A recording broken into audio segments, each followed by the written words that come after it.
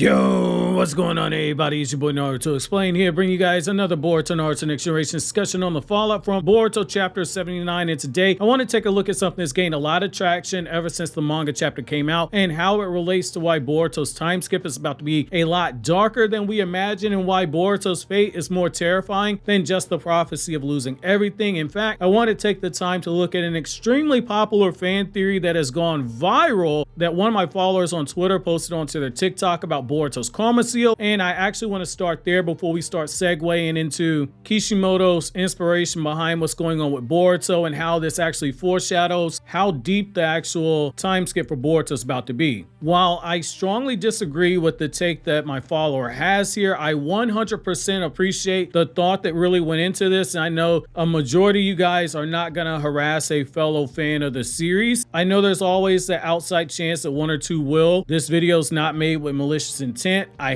even have to kind of clarify that, but there's always the outside chance someone takes this the wrong way. That's not what we do here on our corner YouTube. We keep a very chill vibe. So let's look at what this fan theory is before we get into what I believe is the actual inspiration behind what's going on with Boruto and how it telegraphs what's about to happen. So the theory in particular suggests that Boruto's karma in future comes from Itachi Vivi's belief that Boruto's karma, the eye that he possesses in the future of the character, can be traced back to the Eye of Horus, which is an Egyptian god in mythology. He looks at the battle that Horus had with another god, where Set won in that fight and he slashed his eye, which caused Horus to go into hiding. But when he encountered another god, he got his eye back and he got new powers with it, and he took his revenge and revived his dad from death. And the god who helped him bore a resemblance to Kashin Koji. Basically, the stance in this whole thing is that the Jogan exists and that Kashin Koji is helping Boruto. Now, I do believe that Itachi Vivi has the right idea looking into mythology to better understand the writings and symbolisms that we have in Boruto. I said for years now, since I first started YouTube on my first channel, KRYPTONIAN, saying in 2015 that Masashi Kishimoto uses folklore, mythology, history, and religion in his work, and the better you understand it, the more you gain a deeper appreciation for the various ninjutsu, character dynamics, the character backstory, and powers that certain characters have. However, this time I think that it's off the mark here for a really big reason. Masashi Kishimoto does not pull from influences from Western myths and religions in his writing. That is not something that the man does. While there are overlaps in myths and religions, especially with the latter, which is something I can say as someone who's read the Bible, the Torah, and the Quran. However, 99.9% of the time, Kishimoto, when he's taking inspiration from something for characters or arcs or relationships or their powers, it comes from Asian folklore, Asian religion, or Asian history. He doesn't do what Tabata does with Black Clover and blend in things from, say, Norse mythology and other Western concepts. A 49-year-old man who's been in the industry over half his life isn't deviating from what made him successful in the first place. It's not out of stubbornness like you might be inclined to think, but it's because every writer has their own unique voice, and it's something I learned both as an editorial assistant as well as having a mentor in college who's won awards for her writings with her novels. The voice of an author is the way that they do things, like their sentence structure, their word choice, the tone of their writing is a very distinct identifier that labels their work. You've heard me say before that Kishimoto uses deranged kanji with double meanings, which fits into Naruto's expression of a ninja must see through deception, and Masashi Kishimoto's lettering throughout the manga is basically that. Hidden messages behind the hidden message is part of his voice. It's unique to Kishimoto. His penchant for using Asian folklore, mythology, and religions, that's also another part of his voice. Other mangaka do this as well, but as someone who's read a lot of manga, Masashi Kishimoto is near the top when it comes to mangaka who lean very heavily into it, to the point where Naruto's 72 volume manga is really a story of Samsara. Just as I can cover a Naruto topic, Anime Balls Deep, Swag Kage, NC Hammer can cover the exact same topic. None of our videos are going to be the same because our voice, our quirks, our delivery, it's not going to be the same even if the information that's presented is the same itself. So with that being said, what do I believe that Boruto's true inspiration is actually coming from, and how does it connect to the larger story that we're going into as we approach the time skip? So I think Itachi Vivi's points in terms of where this is heading, I think that he's right, but I do think where he got the information is off a bit. So allow me to explain. I teased this via Super Chat chat on Anime Balls Deep last stream, but Boruto and Kawaki's relationship and the current situation that they're in, it mirrors that of the stories that surround the Heian period of Japan, in particular the Minamoto clan. Now, casual fans will hear the name Minamoto and they'll likely think of Minato Namikaze, and you are absolutely correct for making that connection. Hardcore Naruto fans will hear the Heian period and know that Masashi Kishimoto has used a lot of historical stuff from the Nar period, which precedes the Heian period, and he's used a lot of stuff from the Heian period of Japan as well, with the obvious examples being Shikamaru's clan, the Nar clan, and their tendency to look after deer comes from the Nar period of Japan. However, let's dive a little bit deeper here. During this period in time, there was a samurai, Kamakura Kagemasa, who fought many battles and came to fame after he lost a battle in the eye, and he continued to fight on despite only being 16 years old, which is the same age that Boruto is in the time skip. We know that just based off of his anime character profile sheet. Kagemasa is also the child of a powerful official in his land, just as Boruto is the child of a pretty powerful political figure in Naruto, who's the Hokage, which has traditionally been the strongest Kage of the 5 nations in each generation of Kage. Kagemasa is also the hero of a very famous kabuki play in Japan known as Shibaraku,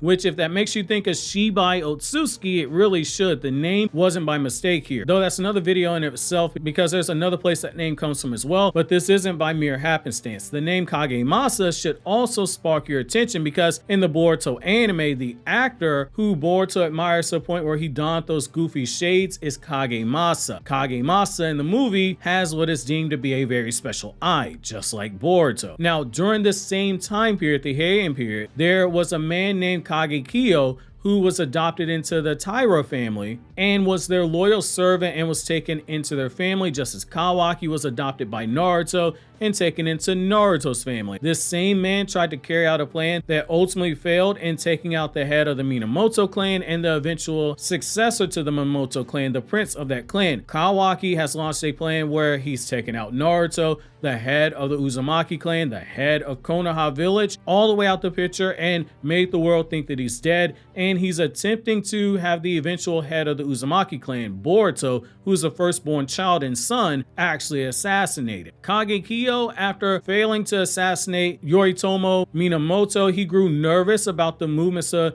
Yoritomo, who was now a prince that was in exile out of the fear that he would one day come back to take his revenge when he raised his own army. Boruto, the grandson of Minato, whose name was drawn from the very same Minamoto clan that we're discussing here today, would be the prince in this scenario because he's about to go into exile. Now, I've said this a few times before. It's not uncommon for Masashi Kishimoto to take Asian folklore, history, and mythology and start mixing in various aspects together when doing the storytelling, where some characters have multiple different aspects of multiple different Asian stories, but there's usually enough connective tissue with each of these where you can see the links between that and the story that's being told in the manga. It's never a beat for beat retelling. There's almost always some kind of a twist that's placed onto it, especially when you factor in the man's usage of deranged kanji. However, the belief that Boruto will be a rogue ninja in exile now is definitely a legitimate one after this last chapter.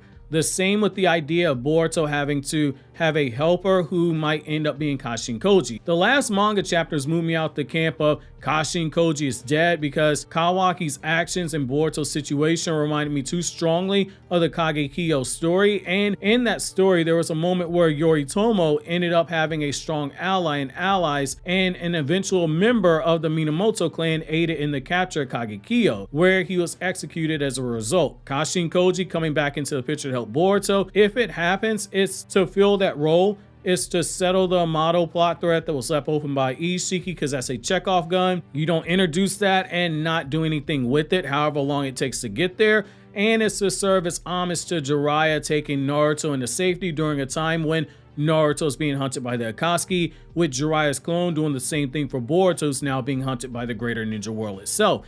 While I don't think that Kawaki gets executed at the end of the story, simply because it's a shonen that uses a lot of typical shonen tropes, so redemption is going to be in this story at some point. I do think we're seeing mixing and matching of stories here. Where there's Asian history, we also have to look at folklore and mythology, in particular Asian folklore and mythology itself. Boruto being in possession of Momoshiki's powers and souls means that there's an aspect of the Momotaro Peach Boy story that's going to be brought into the story. It's not that crazy to think that it's going to be at the forefront at some point. While I don't see Boruto literally walking around with animals like peasants and monkeys and dogs as allies, I do believe just as Momotaro had less than a handful of powerful allies when he was fighting against a clan of ogres, I do believe that we are going to see Boruto at some point have allies with them. The only thing left now is to see which of the Japanese myths and Asian religions is going to be used as that binding agent between Boruto and Kawaki now that their journeys, while on separate paths, are still linked together. That being said, I'm curious to know how you guys feel about this. What you think that over, click here to watch the Boruto Chapter 79 review if you haven't already.